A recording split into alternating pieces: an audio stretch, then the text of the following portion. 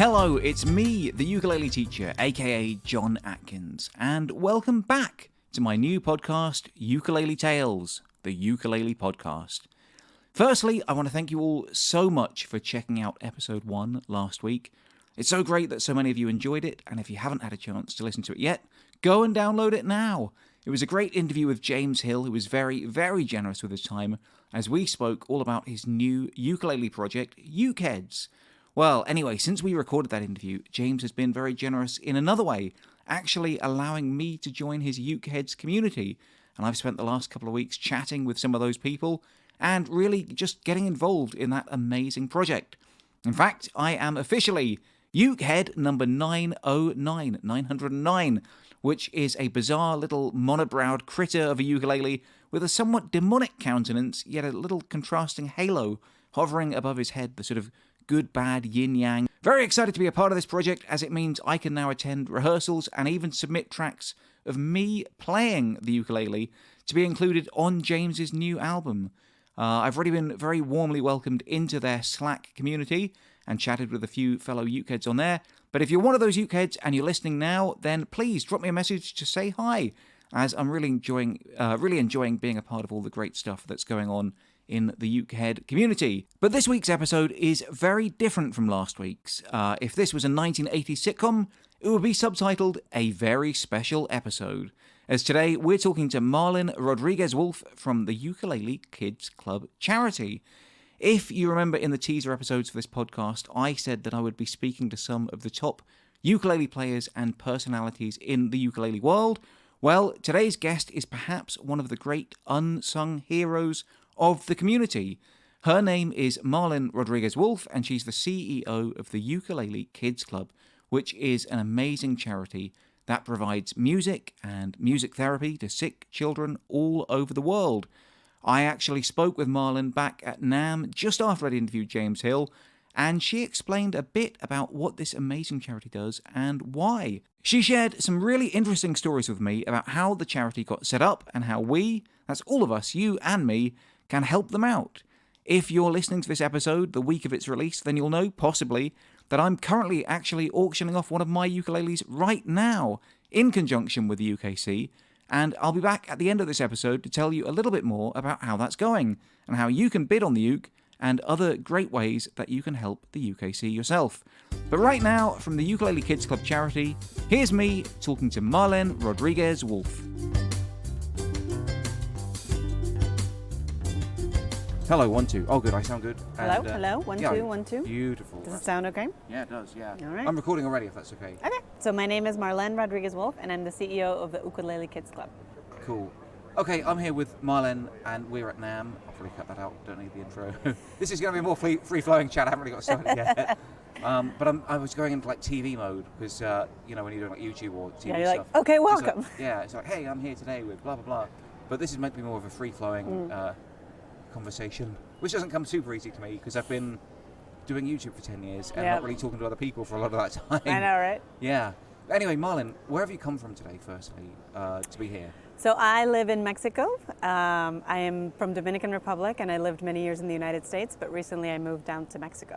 So it was actually a quick flight. It was a 4-hour flight. Yeah, not bad. Not bad at all. Not bad. Where are you from originally, sorry? I'm from Dominican Republic. So it's an island in the Caribbean. Yeah, but you said you lived in the US for... And I lived in the US. I moved to the US to go to Berklee College of Music in Boston, and I lived there for 8 years. And then I moved down to Miami for 7 years. And so that's 15 years living in the US almost? Yeah. Okay, you lasted longer than I did. I was here for about 5 years, I think, and then we went back to England. But, yeah. Cool. So you're with the Ukulele Kids Club charity. Yes. Can you just tell us about it? So the UKC, it's the abbreviation of Ukulele Kids Club, is a nonprofit that aims to support medically fragile children through donating an ukulele and music therapy.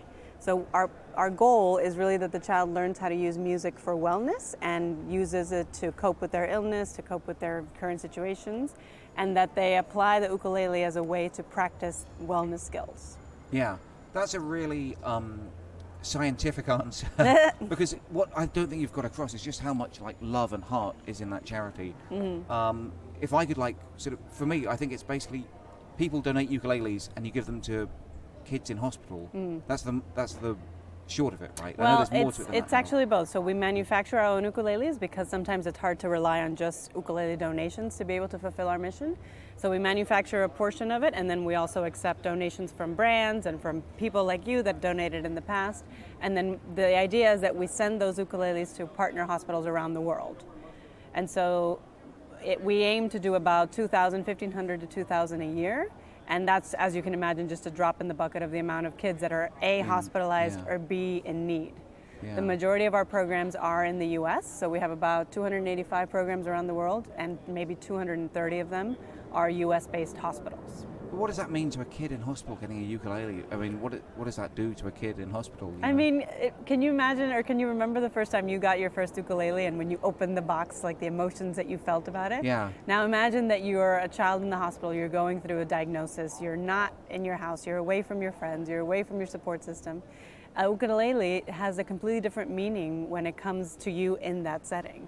And so I was a clinical music therapist for many years, and when I would provide the kids with the ukulele, at first I wouldn't tell them that it was theirs to keep. I was just there to make music with them and teach them how to use music for wellness and for their, their diagnosis. And at the end of the session, when I saw that they had taken a liking to it, I would tell them, oh, and by the way, because of the Ukulele Kids Club, this ukulele is now yours to keep. And it would be just the most unbridled emotion you can imagine. Oh, that sounds beautiful. Because it would be a bit mean to be like, well, now you're better. Let's have the ukulele back, I please. know, I know. It's so rough. And that's our whole point. We never want the kid to worry about how am I going to pay for it? Who am I going to call to give me lessons? The idea is that we partner with the music therapist in the hospital. The therapist provides the sessions with the instrument, and then the instrument goes home with them. Once they go home, then they can log into our programs to continue to receive support through either learning ukulele lessons or music and wellness groups through Berklee College of Music.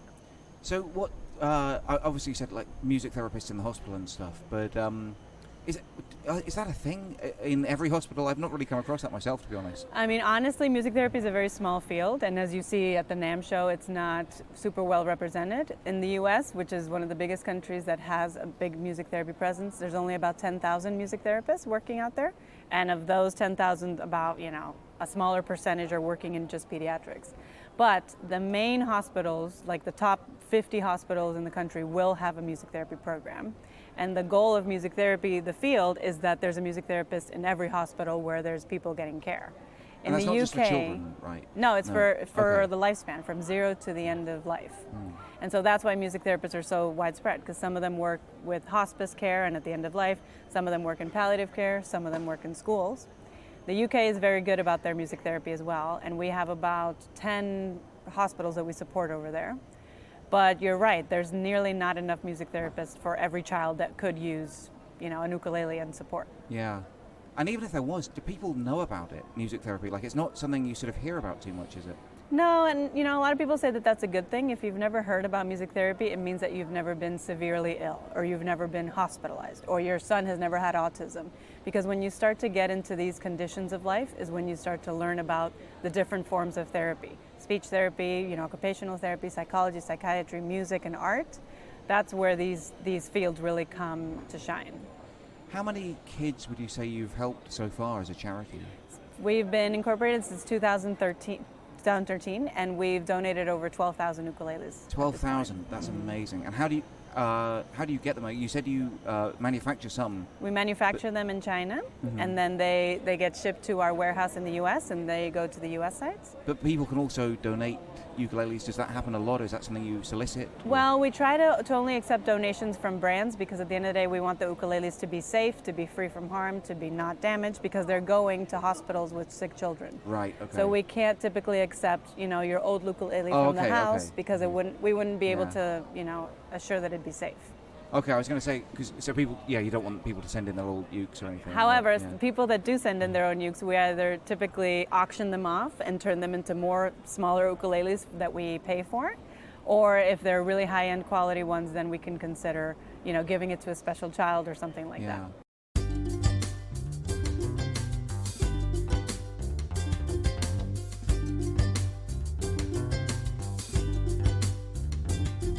So I said at the beginning of the show that I'm running an auction right now in conjunction with the UKC, and that you guys could bid on one of my special ukuleles.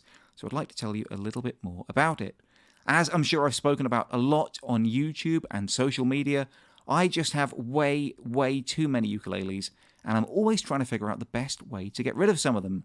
Well, Marlén mentioned that not only do they need money and brand new ukuleles at the UKC, but occasionally they also raffle off famous ukes as a way to raise money. In the past, they've raffled ukuleles from Jason Mraz, Debbie Harry, and Jewel, and I think they've raised quite a bit of money doing that in the process. So I've been racking my brains trying to think if there's a ukulele that I've got that I could maybe donate to the cause that might raise a bit of cash for them. And recently it hit me.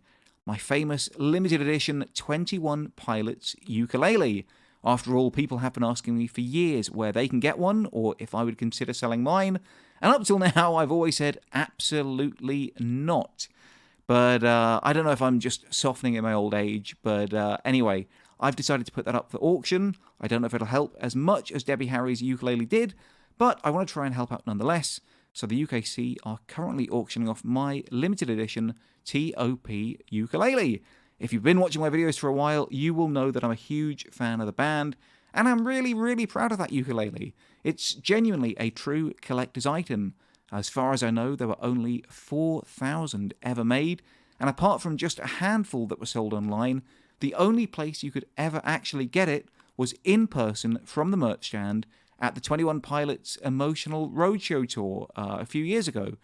Obviously, my one has been used by me a lot, but it does have incredible sentimental value, and it's been seen by literally millions of people all over the world. So it's a famous ukulele.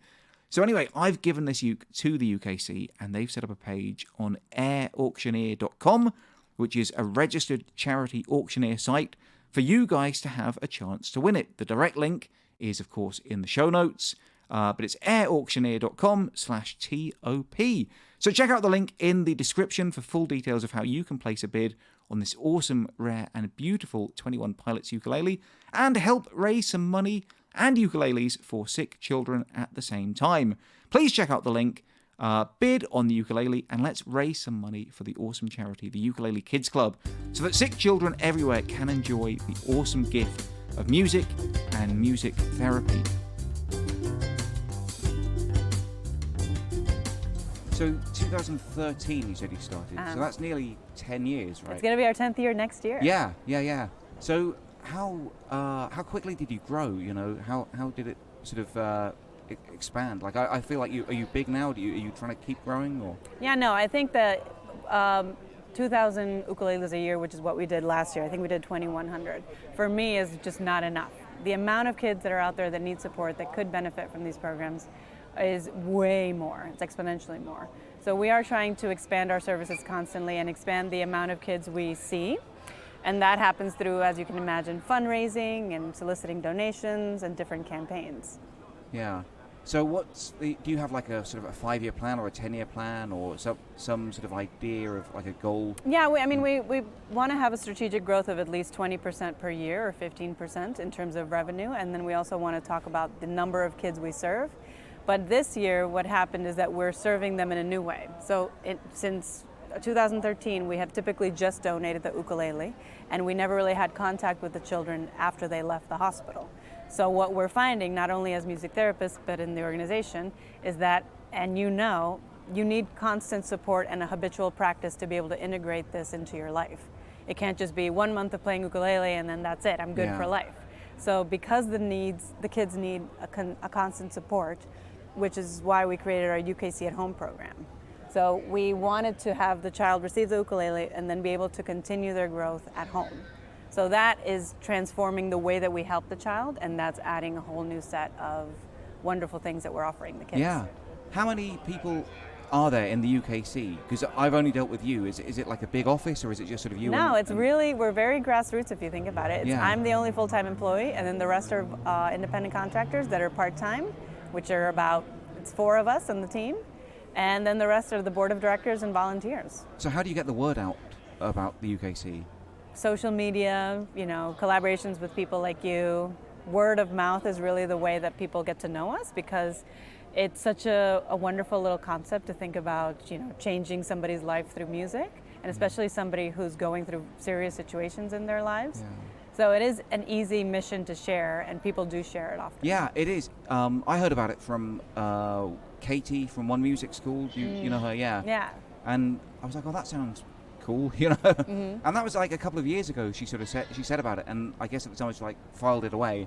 And then a few years later, you know, some stuff happened. I was like, oh, I remember you guys. I'll have to get in touch. That's usually how it is, right? You kind of you come to these shows and you make these connections, and then nothing really happens immediately. And then 2 years later, you're like, oh my God, this is perfect for that one person. Yeah. Well, it's funny 'cause I was just having a chat with James Hill about something sort of similar, music-wise. He was saying when he put the Billie Jean thing together, you've seen him play the Billie Jean, right? He sort of thought about it and then couldn't quite do it, and then left it for 10 years. And then just one day he sort of woke up and suddenly he had the whole thing in his head.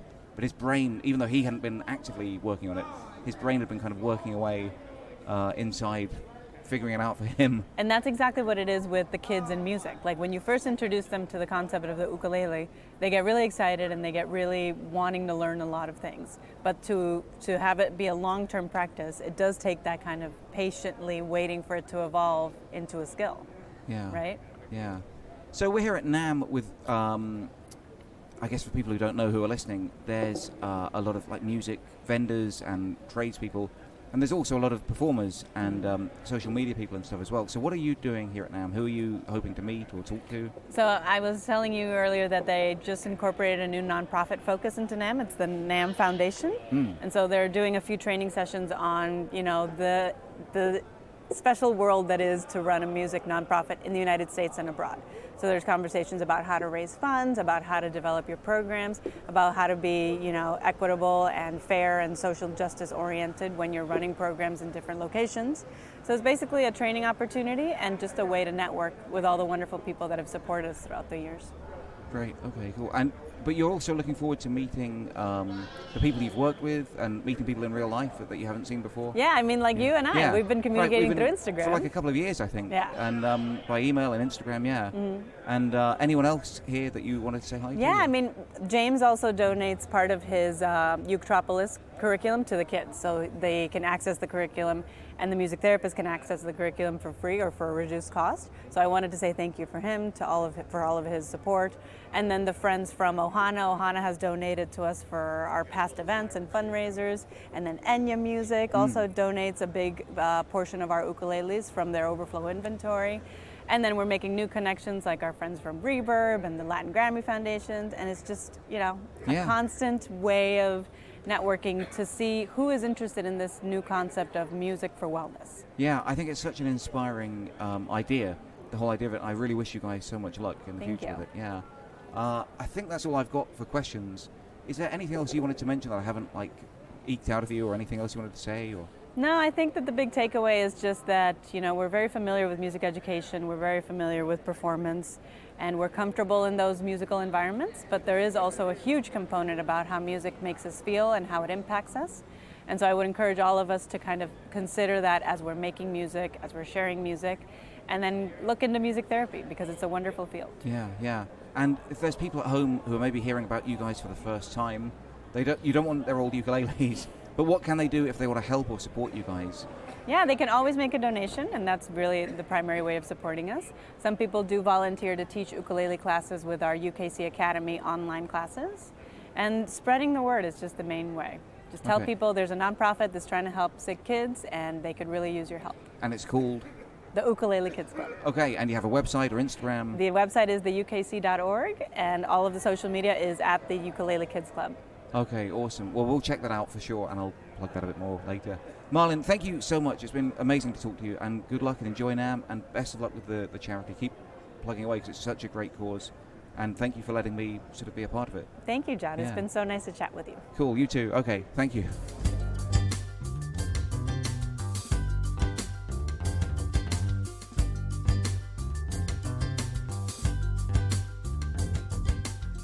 Oh, that's funny. Listening back how I name-dropped James Hill in this interview too, I totally forgot about that. You would think this podcast was sponsored by him or something, but I promise you, it really, really isn't. With that being said, if you would like to help keep this podcast going, I could really, really use your support. It is a free podcast, but if you do enjoy it, please tell your friends about it and get them to download it. As the more downloads I get, the easier it will be for me to eventually find sponsorship or get Acast to put a few ads in. Another great way that you can support it is, of course, by signing up to support me on Patreon. There's already a great bonus section from last week's interview up there with James Hill, and there's going to be plenty more exclusive content for patrons in the future too, as well as, of course, behind-the-scenes gossip and a great way to chat directly to me about each episode, including letting me know personally which guests you'd like to see in the future. So check out patreon.com/uketeacher for some excellent bonus content, or really just to throw a couple of dollars my way to say that you're enjoying what I'm doing and to help me keep doing it. Thank you so much for listening, and thank you so much to Marlén for agreeing to be interviewed. I'll be back again next Wednesday with another interview from another excellent ukulele player. And until next time, I love you all, and I wish you the best.